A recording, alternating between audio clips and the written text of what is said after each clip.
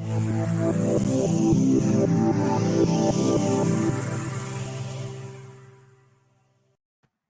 hello, everyone, and welcome to our Meet the Artist series. My name is Tommy Hensel, and I am the director of the Fine and Performing Arts Center at Moraine Valley Community College.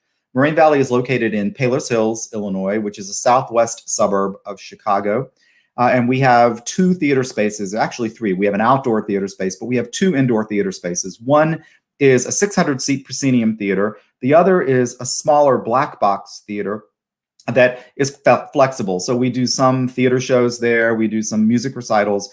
But about 7 years ago, I decided it would be an interesting experiment to see if we could set that space up like a traditional cabaret club, kind of like a supper club. So we came up with the configuration. We put a 12 by 16 foot stage in the space, elevated.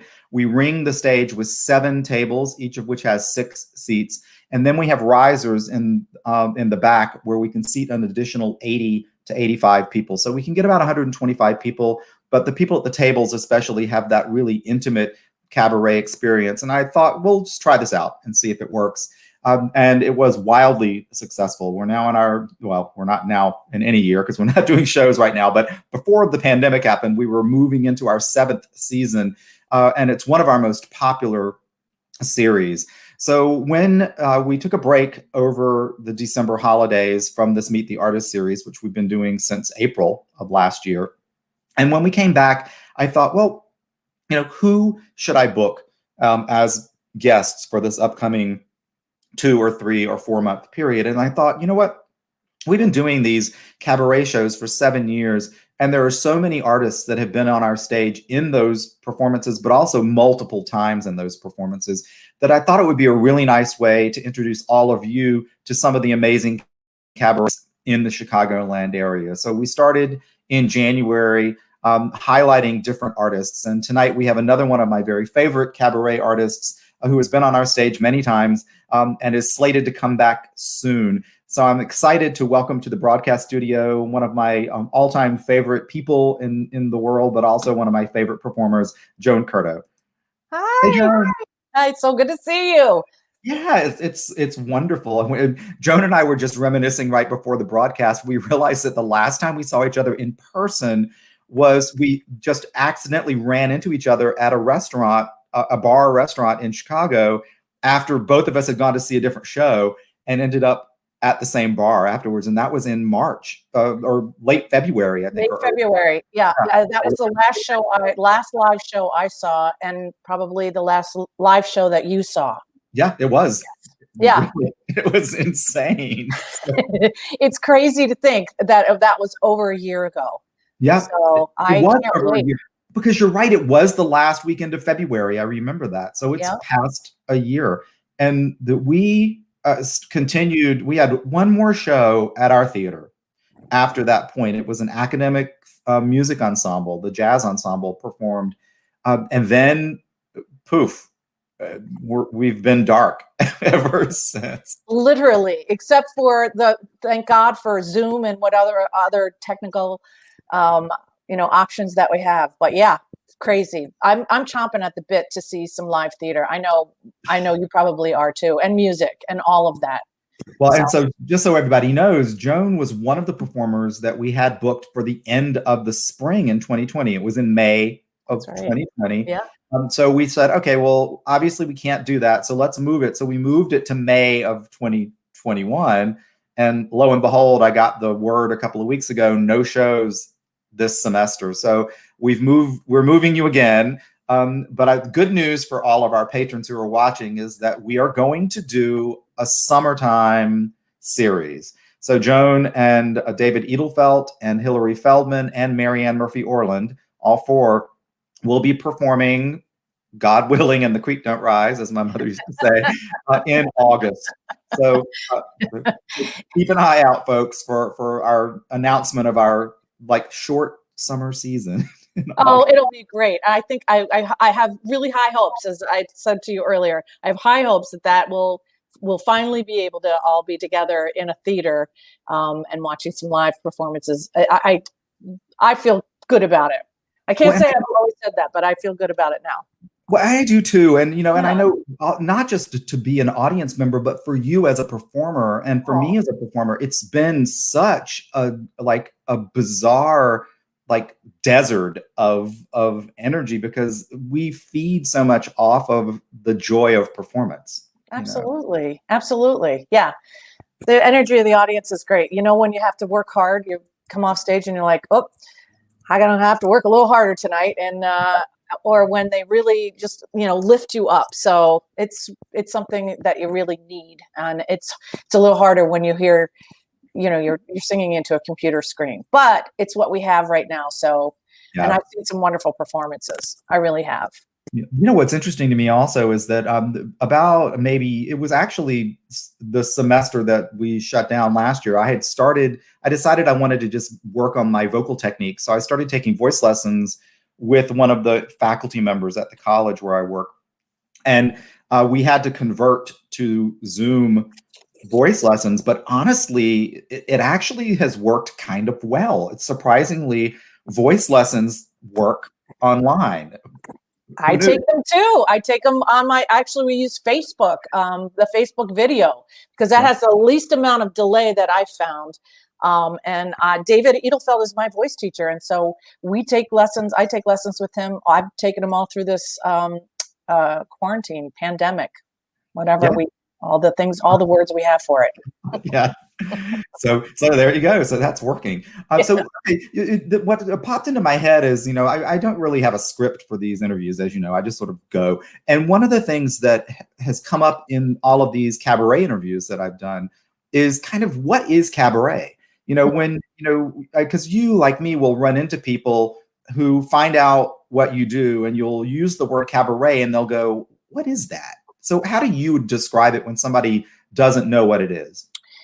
I've been asked that a lot too, and I really tell people, if you go to see a concert and someone is telling stories and singing songs on a large stage in a concert, cabaret is really no different. It's just in a smaller, more intimate space usually, and it's a more intimate connection between the audience and the performer.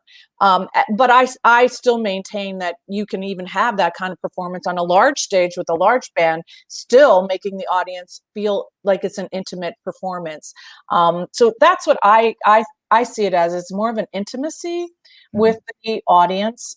There is no fourth wall like theater. You're not a character, you're yourself. I'm telling stories and I'm singing songs really that relate to me.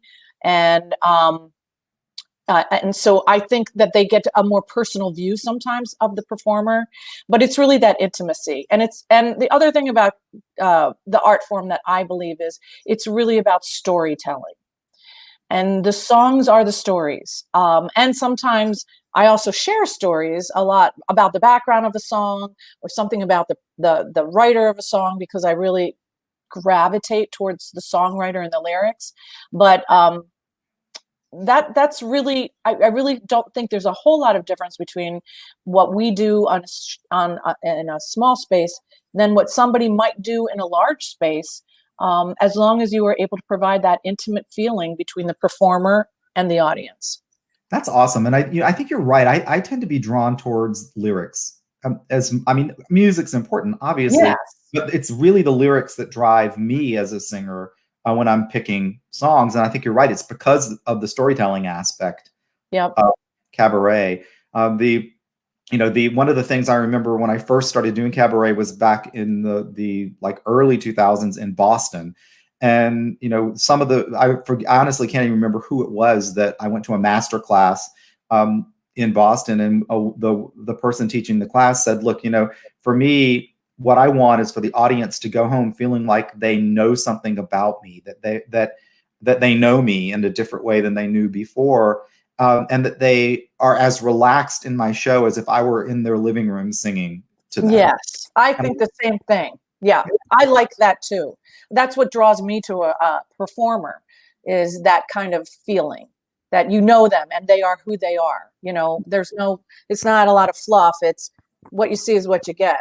I mean, even, I feel that way. Like I saw Bernadette Peters at the auditorium, and I felt that way about her. She was in this on this huge on this huge stage, but she was still so personal Mm-hmm. about herself, and you just felt like she was really connecting to the audience in such a personal way. So that's what I'm drawn to as well. Yeah, I think I felt that same way about Elaine Stritch when I saw her show. Yeah. And Barbara Cook, same Oh, thing. same. I love her. One of my favorites. Yeah. Yep. So, you know, in all of the interviews that I've done over the past year, one of the standard things that always pops up at some point in the interview is the how did it start question. So I'm going to throw it out at you. I'm always intrigued to find out, like, when you were a kid, when did you first become excited about music? And at what point in your life did you say, you know, this is something that I want to do, it's not just a hobby for me, it's something. Mm-hmm.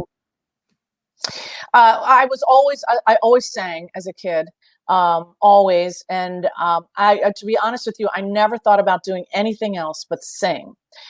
I won my first talent contest when I was in 3rd grade, and I was in Albany, New York, and we were staying at my grandparents', and I entered a talent show at this PS 31.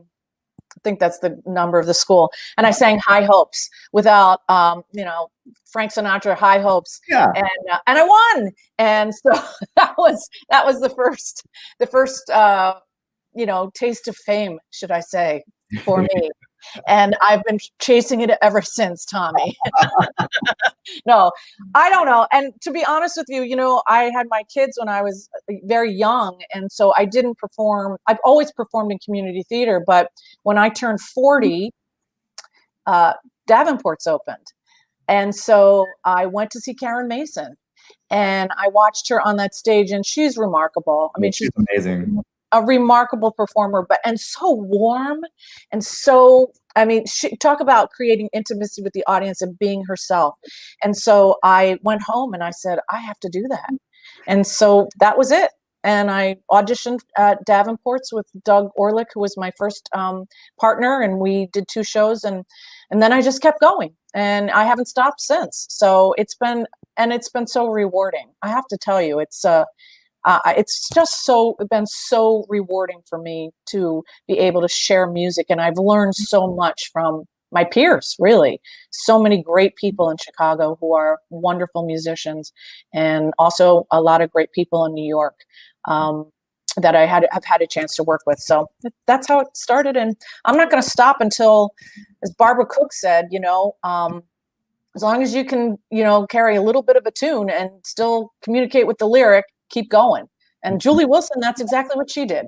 So Eartha Kitt. I saw Eartha Kitt in Provincetown, Massachusetts, probably about a year before she died. So, she was still performing, and I mean, she was getting up there in age, and, her voice was always very distinctive anyway, but it was mesmerizing. You didn't care about pristine vocal quality. You cared about the personality and the story and the whole package. It was just astonishing. Yeah, I feel that way about when you mentioned Elaine Stritch. I mean, At Liberty was probably one of the best pieces of theater, and Cabaret, that's exactly what it was. She was telling stories and singing these songs, and yet her vocally, she probably, her voice had aged somewhat, but man, oh man, it doesn't matter. It really doesn't matter. At least that's what I'm going to tell myself when I'm getting to I like to tell myself, I have to say, all of us who are cabaret performers have had the moment where we were so sick that we just wanted to curl up and die, but we had to perform anyway. That's right. And thank God for wonderful accompanists like Becky Menzie, who can say, maybe I'll just transpose that down for you tonight. On the spot. Like, because, but it's the show must go on kind of thing. I think we've all performed like on death's door, but we do it anyway. That's right. In the middle of the show, she'll start it, and I'll say, "Is that the right key?" And she'll say, "It is tonight." Yes, thank you. Yeah, I've been there. Interesting. I was thinking about this today when I was thinking about our interview, and I thought to myself, when did I myself first start doing cabaret. And I remember I was in Agunquit, Maine. So I was on the coast of Maine, and some cabaret performers from Boston had come up to the piano bar and were singing, and I just engaged them in conversation, and they invited me to come see a show. And I went to Boston and saw my first cabaret show back then.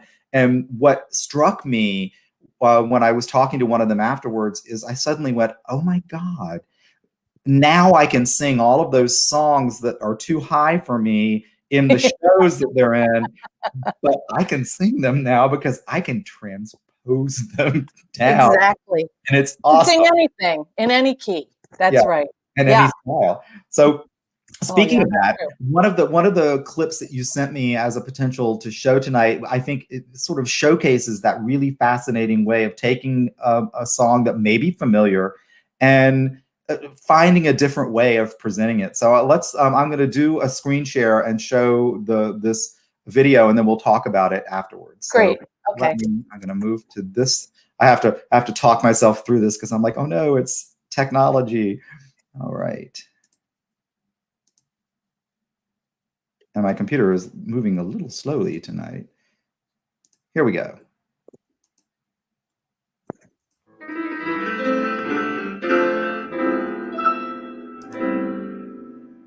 She just got here yesterday.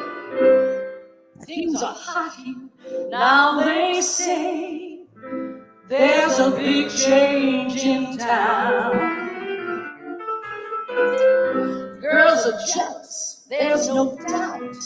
Still, the fellas rave about sweet, sweet Georgia Brown.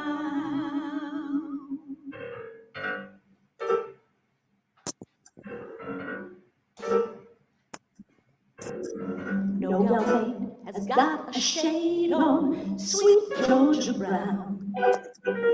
Two little feet, but also neat has sweet Georgia Brown. They all sigh, wanna die for sweet Georgia Brown. I'll tell you just why. You know I don't lie that much. It's been said she knocks 'em dead when she lands in town. Since she came, why it's a shame how she cools 'em down. Fellers, she can't get off.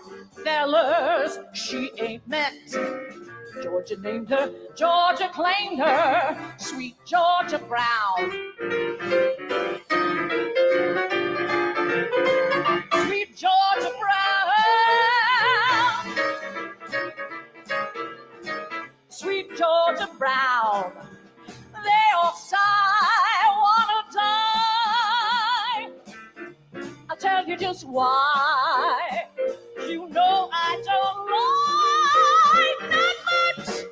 All the tips the porter slips to sweet Georgia Brown. They buy clothes at fashion shows with $1 down. Oh boy, tip your hats, and oh joy, she's the cat's. Who's that, mister? Take your sister, sweet Georgia Brown. No young maid has got shade on sweet Georgia Brown. Two left feet, but also neat, sweet Georgia Brown. They all sigh, wanna die, sweet Georgia Brown. I'll tell you just why. You know I don't lie, not much. It's been said she knocks 'em dead when she lands in town. Since she came, why it's a shame how she cools down. Those fellas she can't get. Those fellas she ain't met. Georgia named her, Georgia claimed her, sweet, sweet Georgia Brown. Yeah.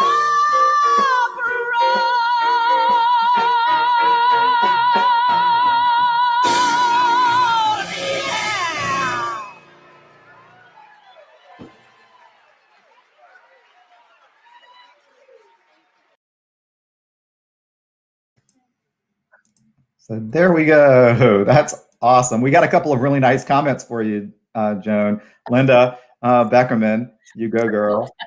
Here's David Edelfelt, Who's this girl? She's pretty darn good. And Thank you, David. And then Jay Cook. Glorious. We miss you singing. What a joy. Oh, thank you, Jay. Yes, I'm such a quiet, demure little girl. That's what I am. Yes, you are. That's a great, well, obviously you've got an amazing combo backing you up there, but I love your style there, because when we see some other clips tonight, we're going to see a whole different version of you and different ways of songs. But I'm really kind of intrigued. What was your draw to that song? Because you really kicked it out of the park. It's awesome. But well, the wonderful thing about working with someone for a long time, and Becky's been my musical director for a long time, is taking a song that and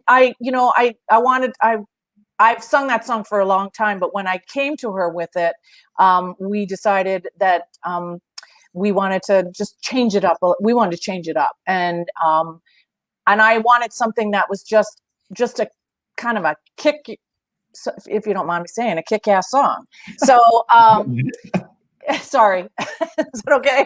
Yeah, please go ahead. We worked around. We played around with it. I'll be honest with you. Barbara Cook does this song too, and I always loved it. She doesn't do it like that, but I always loved it, and so she was kind of my inspiration. And we borrowed a little bit in the beginning from her, but then Becky and I just created it together, and that's one of the most fun parts of this is the creation of it all, and taking a song and making it sound new, and also maybe and making it your own. Yep. So we got a nice comment that's a little nostalgia moment for you here, Joan. I'll let you read it. Oh, that's so sweet. Ellen was my first pianist when we did Side by Side by Sondheim, the first show I did in Chicago. Wow. Oh my God. Her daughter played in Ghana when I was in South Pacific. That's awesome. So sweet. Hi, Ellen. Thanks for watching. Yeah, thanks, Ellen. I appreciate it. Awesome. So just question, because you talked about it earlier. Do you probably do remember, but what was your first cabaret show? What was the first one you did? The first one I did was with Doug Orlick, who was my pianist, and singer partner, and we did a show called Old Friends, and that was a lot of duets and a couple of solos, and had a lot of songs that we had sung in the past. And then I don't remember. We did another show after that, and he'll remember, but I don't. I've done many shows, Tommy, but mostly themed, right? So one of the lessons I also learned from Barbara Cook I went to a master class that she did, and also have heard her talk before. And she said that even with her fame, when she did a new show, she had to have a theme in order to kind of get have an audience be attracted to come see her, and also to get the New York Times to write about her. So one of the things that you learn in this is that a theme can really help, because it informs the audience of what they're going to see. I used to sing a lot of very obscure songs early in my career, and my father-in-law at the time said to me, do you ever sing any songs that anybody knows? So I said, I love them, but so I also have evolved to the point that audiences really relax when you sing familiar songs. They don't all have to be familiar, but you can't ask them to do too much in their listening. Otherwise it's too hard. They have to listen too carefully to everything. So they like it when you sing familiar songs, and then if you can give them those songs in a new way, it's just, I think it's entertaining. It certainly is for me. Because I remember your Cole Porter show. Yes, was a beautiful mix, because you, like me, love those rare, really unknown Cole Porter tunes. I do. You always need to do a few that, Night and Day or Begin to Begin or something that people know.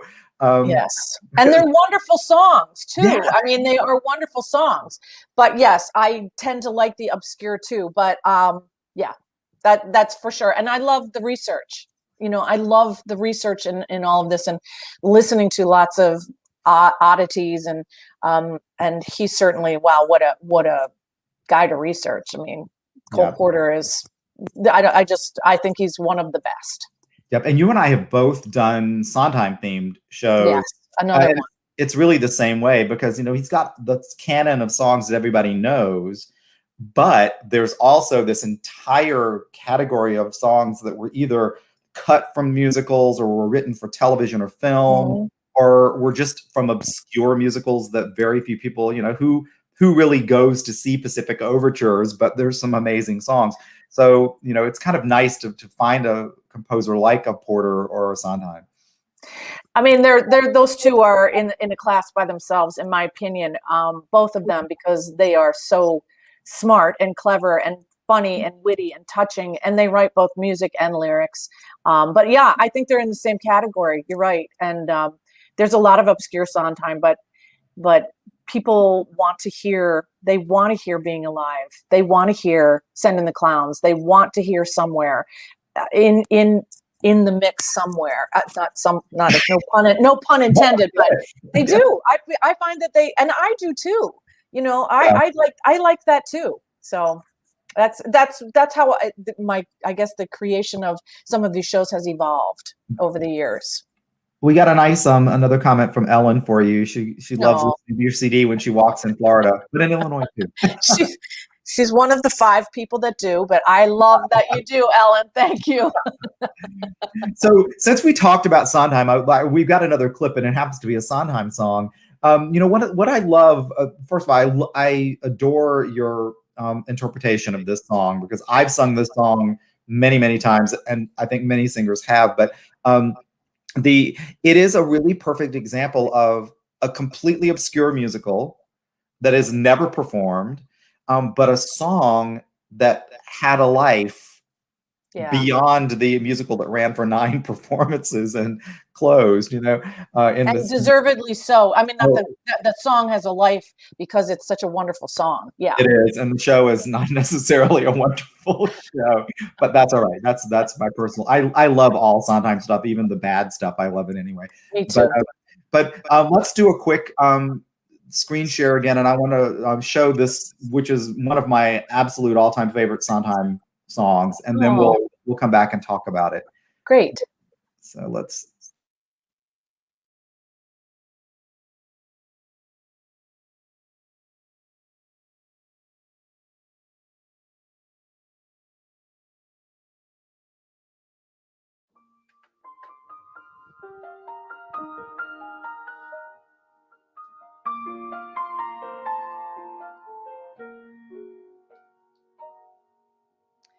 Anyone can whistle, that's what they say. Easy. Anyone can whistle any old day.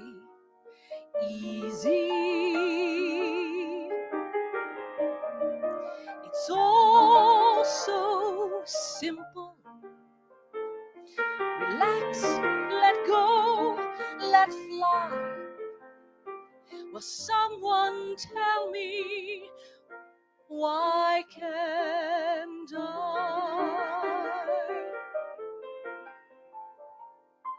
I can dance a tango, I can read Greek. Easy. I can slay a dragon any old week. Easy. What's hard is simple. What's natural comes hard. Maybe you could show me how to let go, lower my guard, learn to be free. Maybe if you whistle for me.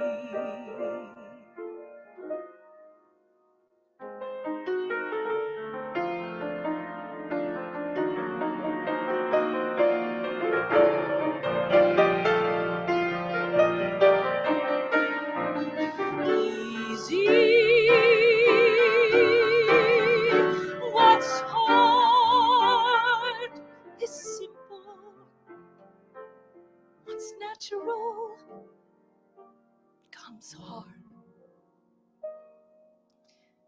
maybe you could show me how to let go, lower my guard, learn to be free. Maybe if you whistle for me.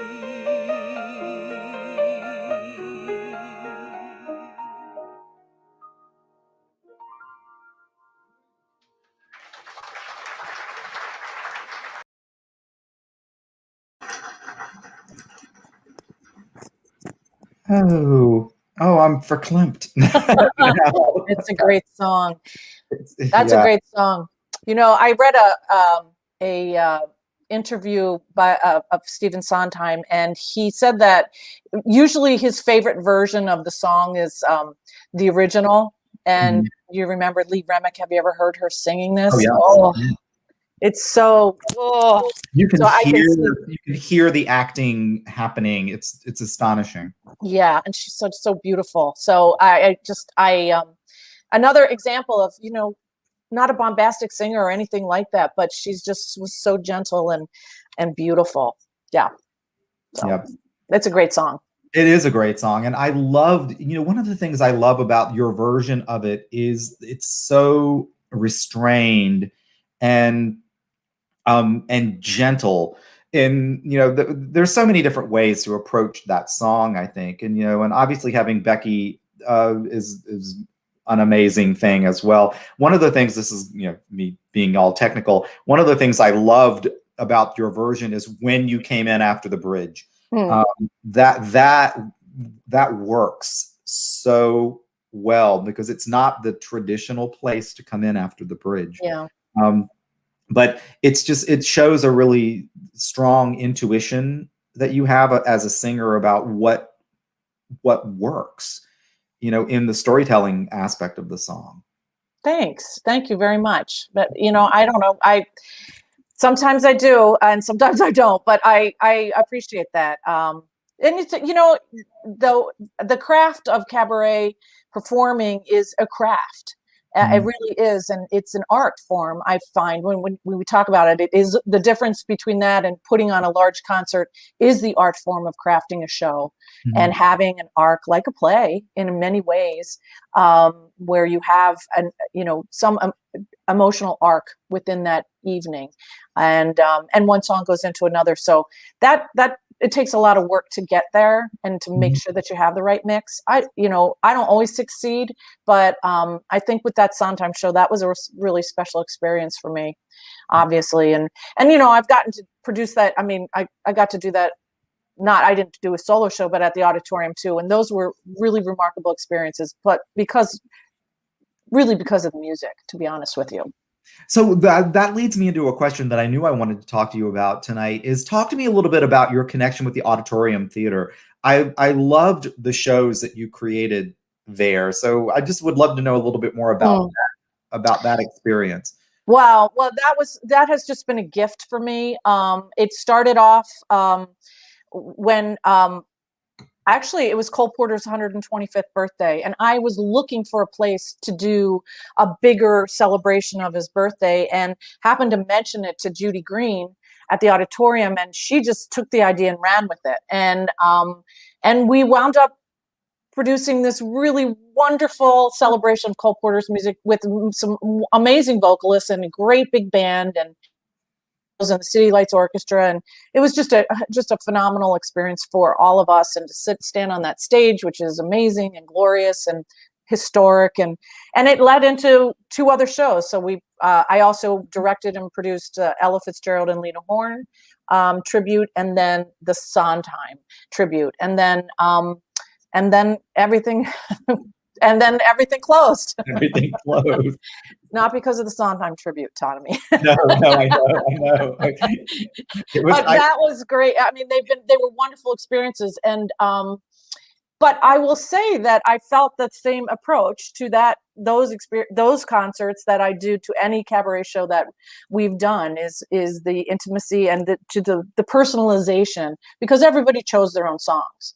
I didn't assign songs. Everyone chose their own songs, and I produced it and directed it, but really it was a group effort. And Becky was the musical director, and they've been remarkable experiences. Well, I have to say kudos to you, because I've loved the shows that I saw at the auditorium. And what I didn't know is what you just told me, is that people chose their own songs, because that is the hardest show to direct.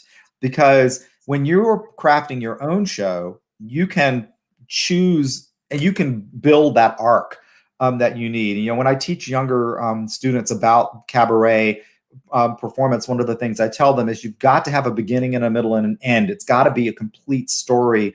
And when people choose their own songs, it becomes this like jigsaw puzzle of, how do I stitch this together? Yeah. And I thought you did a brilliant job of it, honestly. Thank you. Yeah, but I think it's important for people to choose their own material, because you need to choose things that speak to you. Yeah. And that really move you. And so you feel like you can really put your heart into that. And everybody, Paul Marinaro, who's wonderful, and Susan Werner was in the Sondheim show. She's a Mark. David. Lots of people. I'm going to miss somebody, so I don't want to name everybody's name, and I feel bad about that. So, remarkable people, remarkable singers, and great artists. So that's also part of it. Yeah, Paul is astonishing. He's an amazing performer, Really and I is. love Susan Werner. She is me too. my favorite. Have you ever had her at Moraine Valley? You should. No, it's funny, because she was touring with a show that I was really intrigued by. It was connected to farming. It was the whole show. Yeah. And I looked at it and went, oh gosh, I really want that show, but I don't think that our audience will get it. They will come to this. It's not what they're looking for, and I don't know if I can make it work. So, but at some point I'm going to book Susan, because I just have to have her on our. I'll be there. I promise you, I'll be there. I know a lot of people will. She's wonderful and remarkable. She is. It's funny, because I remember I met Susan for the first time at an open mic at what was the bar that was on Clark Street, just south. I know Shuba's. No, no. It had a number, but and Dan Stetzel used to play. Oh, you're right, 6 something. Yeah, whatever. I remember when it was. Yes. But I went and I was singing, and Susan happened to show up that night, and she did a number. And so we were like two of the only singers that happened to be there that night. So we just alternated for the night. And so she and I bonded over that experience. It was really lovely. But she's wonderful. So I want to talk to you a little bit about the show that has now been postponed 3 times, but is finally going to happen at Moraine Valley. I swear, everybody, August, it's going to happen. I said earlier, Joan, David Edelfelt, Marianne Murphy Orlin, and Hilary Feldman, they're all going to be on our stage in August. I swear. But the show is called Broadway Women. Mm-hmm. So talk to me a little bit about that show. What is it about? I mean, obviously it's about Broadway women, but kind of what's the theme for you of that show? Well, it's really about, again, me. No, it is about me in a way that I love. I always thought I was going to be on Broadway. I mean, not that I had the talent or anything. That was where I set my sights, and I thought, well, that's what I'm going to do. And so part of this is all some of those women who have inspired me as performers, and also some of the women who have written for Broadway that have inspired me. And it's a real mix. I sort of talk a little bit about my own personal journey, but also talk a lot about the stories of these women and how they got on Broadway and some of the things related to their careers. But it runs the gamut from, Mary Martin all the way to contemporary Broadway. We talk a little bit about Carole King because she was such a big influence in my life and really my generation's life. Yeah. Little tidbit there is, this year it was just came out. It was the 50th anniversary of the release of Tapestry.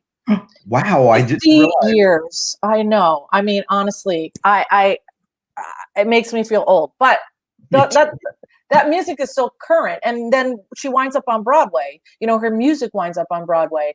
And so that was highly influential to me as I was growing up, that music. So there's some of the music from Beautiful And then I'm going to sing a few things from some contemporary people too. So a Sarah Bareilles song from Waitress, which that musical moves me so much. And I have some personal relationships in my life to that show. So it goes the gamut from old Broadway to the 60s. Okay, I brought this because this is a prop, but okay. There's a few albums I know every lyric, every riff, every music, every that's in that. And Funny Girl, want to shoot the swans, those lovelies. So there's a little of that too. So some of it's my heart, and it sort of takes this journey, and it's evolved since the first time I did it. So I've done it a few times, but in different places, but it's evolved, and I've changed some music out as I've found things that were, speak to me a little bit more. So you said one of the things, I mean, obviously when you're picking music for a show like that, there's plenty of music to choose from that was iconic by who sang it. Right. But I'm intrigued by the fact that you've also gone for female composers. Not too many, but a few. So Betty Comden, I love Comden and Green. And so she wrote Just in Time, and that's in the show, and I absolutely adore that song. And then Carole King and Sarah Bareilles. So those are some women who have also contributed to it. I'm trying to think who else I might have in there from a female composer, but I think those might be the three. And most of it is also there's a little Ethel Merman, and of course Barbara. And a few others. There's some surprises. I have to go back in the song list and refresh my memory. Don't give it all away. We won't want people to come and be surprised. Yeah. It was like David is on. In fact, David Edelfelt reminded us that it's Club 3160. Oh, thank you. We were both trying to. I feel old right now. I'm like, my brain is not latching onto this number. The COVID. I blame everything on the COVID. I do too. Yes. COVID brain. But yeah. So I just think the Broadway women concept is amazing. And David is. It just happens. I had booked the two of you to do shows near each other in my schedule, and his is Broadway baritones. So it's kind of like this nice fit. Is you're focusing on the women, and he's focusing on the men. So it for people who come to see the shows in August, it's kind of a nice through line in some way. Yes, it is. Maybe David and I should take that theme on the road together. I think you should. Walk amongst yourselves. I don't need a commission for this. I'm good. No worries. Yeah.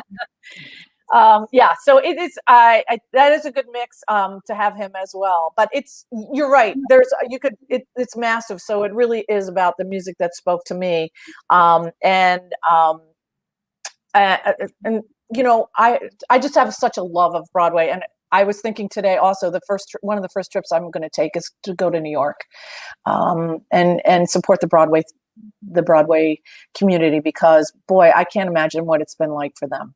Oh yeah, I can't. It's funny because in January of 2020, I went to the APAC conference, the Association of Performing Arts. Sorry about my little doggy. All right, performing arts professionals. And while I was there, I did go to see a couple of Broadway shows. So the last thing that I got to see on Broadway was Come From Away. Oh, just before everything shut down. But what a heartwarming show! And I have to admit, since you mentioned it, Waitress is really interesting to me because a friend of mine had tickets and said, "Do you want to go?" And I'm like, "Yeah, I'll go." I wasn't real enthused. I thought, what's this show?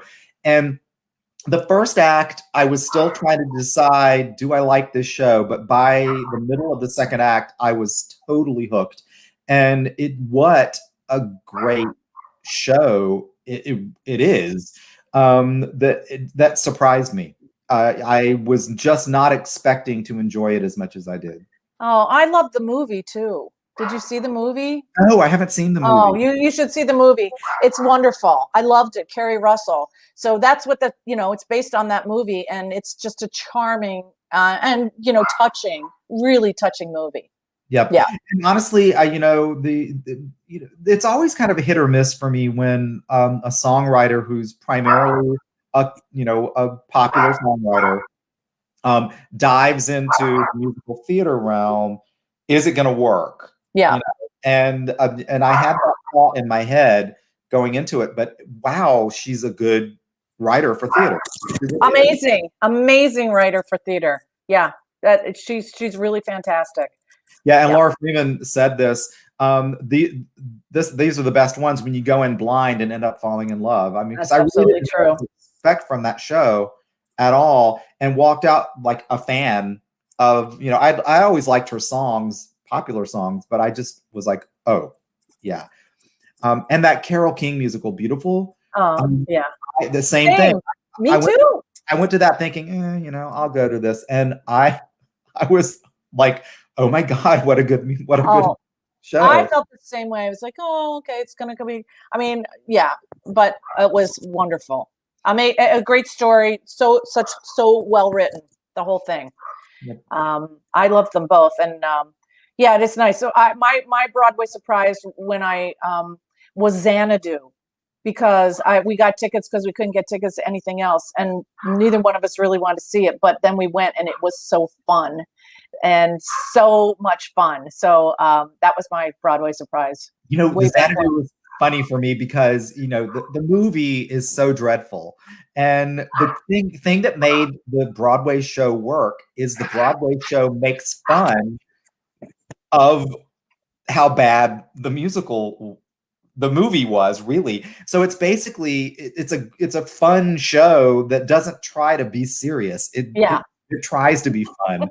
And I kind of have to give them kudos for that. They didn't try to, you know, fix what was wrong. They went with it. They went with it and had a really good time. It's kind of like, you know, I will come up against other people on this, because one of the shows that I wanted to hate, because I just wanted to hate it, but some friends of mine had tickets and took me, was Starlight Express. Oh, I've never seen it. It's awful, but it's amazing and good at the same time. It's like good because it's awful. It's hard to explain, but it was one of those things that I was like, you know what?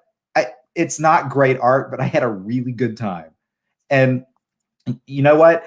It's funny. That's what it's all about sometimes, just having a really good time. Yeah. Well, you know, it's funny because you get this because you're in this industry as I am, is that in what I do, I'm a presenter. So I seek talent like you and Laura Freeman, who's watching tonight, and David and other artists.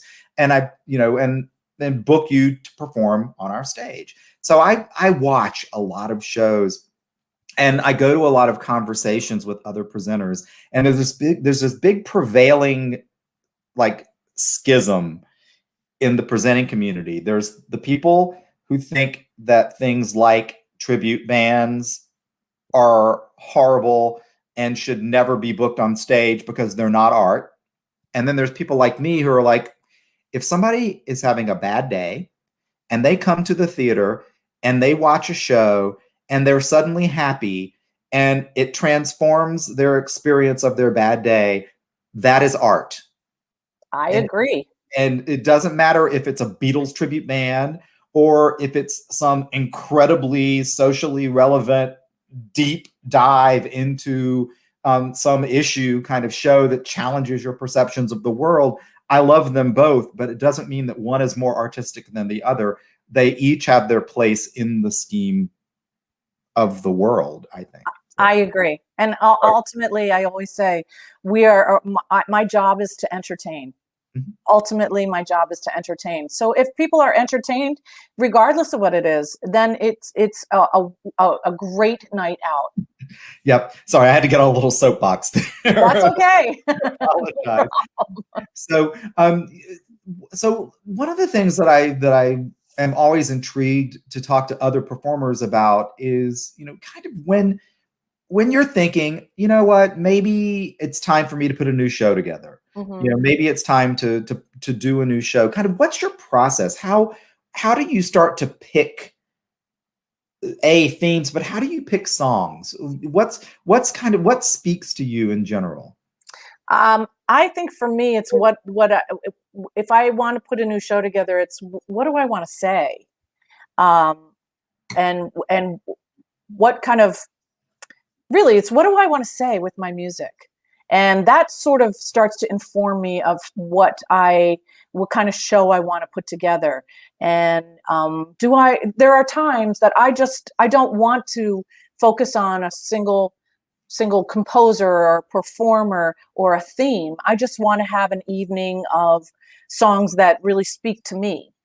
They don't sell as well, I'll be honest. Those are more personal shows, and I have to be purposeful about choosing them when I do them, because ultimately, there's an expense that's related, obviously, to crafting a show, and I want to make sure that I can bring an audience in. And sometimes, if there's not a theme, it's a little bit more difficult. But I will say, for instance, I did a show called Once More with Feeling, because I had an enormous file of songs that I had either sung at one time for a benefit. Somebody asked me to do it for a benefit or a group show. And I put them in a file and I never sang them again. And so I said, a lot of these are worthy to bring out and revisit. And so that was the reason I did the show. And I took them all out of this big accordion file that I had, full of music. And so at times it's something will just speak to me, and then I will craft a show around it, and hopefully be able to do it more than 3 times. Or more than once. Many of the shows that I've done, I've only done like twice. I'm like, all that work for twice. Yes, it's a lot. It's a lot of work. But I'm not begrudging it, because I enjoy the process as much as I do the performance. It's so much fun, and you learn so much in the process. So, and that's a lot of fun as well. Yeah, I think you and I share that love for research. Yes, I think we do. I'm a nerd when it comes to that. I'm a total nerd. Me my too. master's degree in theater is in dramaturgy. So I have a master's degree in research. Oh. So theater research. So for me, the idea of back in the day when I was getting my master's degree, it was all card catalogs and no internet. No internet. No So you're YouTube. looking at the bibliography and then going and finding other books. But it's like a detective story. It's like a trail for a detective to find the answer to this question. And researching music is the same way. It's like with the Cole Porter thing. I laughed when I saw your Cole Porter show, because I remembered a friend of mine back in Boston did a show called "Waiter, I Like My Porter Rare," and it was all obscure Porter songs, and he gave me copies of all these songs. And so I have an accordion file myself, as a matter of fact, of like all these like manuscript Cole Porter songs that nobody has ever heard of. But it's hard to I've researched them all and I kind of know where they came from, but how do I put them in a show? Yeah, you have to, yes. And sometimes, you just tell the audience where they came from and tell the story behind it, because that sometimes is as interesting as the song, in my opinion. Yep, and you were watching, I think, when I was interviewing David, but I had to give you a shout out because you were the one that introduced me to that Oyster song. That's a great song, Tale of the Oyster, from 50 Million Frenchmen. Yep, and I've done it in a couple of shows now because it's just such a fun song to sing, and the audience loves it because it's just, if they don't know it, it's kind of unexpected. It is. And this, I don't know if you remember this, but the story behind that is that he wrote that in the show and then quickly had to pull it because the critics deemed it offensive. So that's that. And so it really didn't live in that show for very long. Nope. Well, it's a great song. So it is. I will keep it if I can. And really not that offensive anymore, right? Considering other songs that have come since then. Exactly. Please, come on. So we're getting low on time, so I want to make sure that we do this last clip. So I want to talk a little bit about what your draw to this song was, because it's such an iconic song for so many people. Mm-hmm. And it speaks to so many important subjects, but I kind of want to know, as we set it up and we show it, what was your draw to this song? Well, I put this song came from a Jerry Herman show that I did, and originally, I've since done it, and it is in Broadway Women as well, ironically, because it was sung by a woman, if you remember in the show, or at least Zaza is a woman when she performs, and so I love this song. I know it speaks to a lot of people for very different reasons, right? And but I really love the song because honestly, when I first started performing in cabaret, I used to get this feeling that we were second banana to theater, and this is where some people go because they can't get cast in a show, sort of thing. And I'm not that that's true, but that was the feeling that I used to get. Sure. And so I liked this song because it really speaks to who you are as a person. And I was drawn to cabaret for what it was and for what it gave the audience. And so I chose it purposely. And so that's why when I sing this song, that's kind of my motivation for it is I love this art form. And it's who I am. And so that was kind of the basis for me singing the song. And also, and I continue to sing it.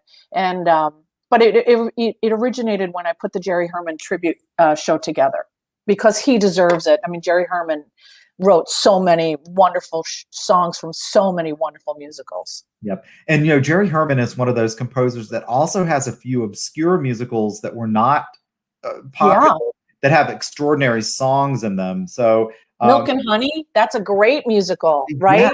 Yeah. So A Dear World, amazing songs. Great songs. But, so I'm going to show this clip and then we'll close out afterwards. But I want everybody to see this one because I think you do an amazing job of this song. Thank you. Here we go.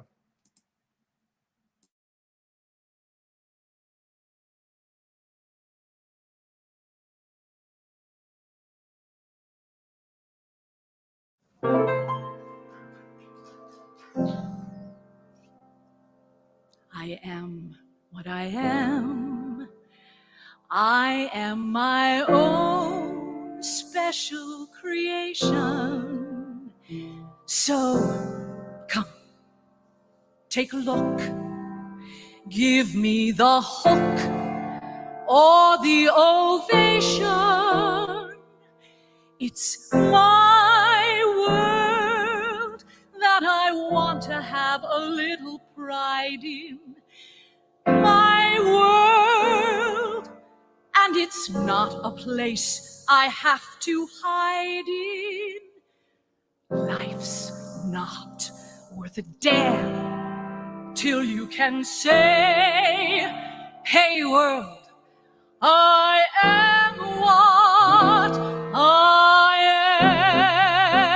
am. I am what I am. I don't want praise. I don't want pity.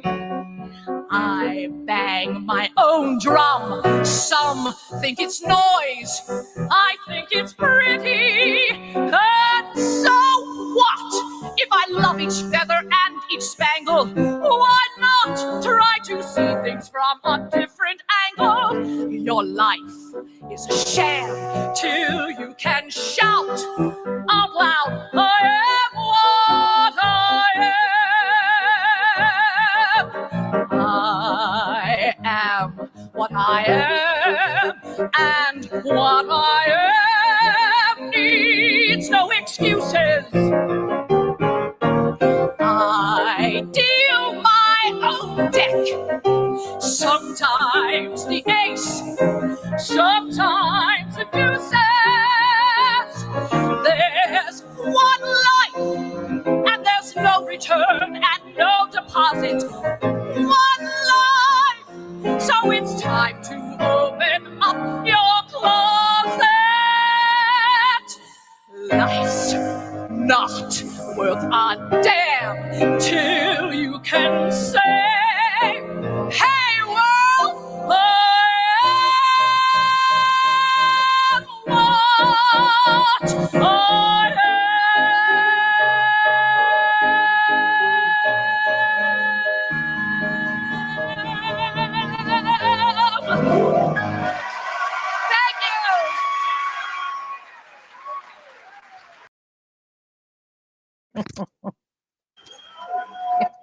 Awesome. What a great song. Oh, it's a great song. Yeah. It's a great song.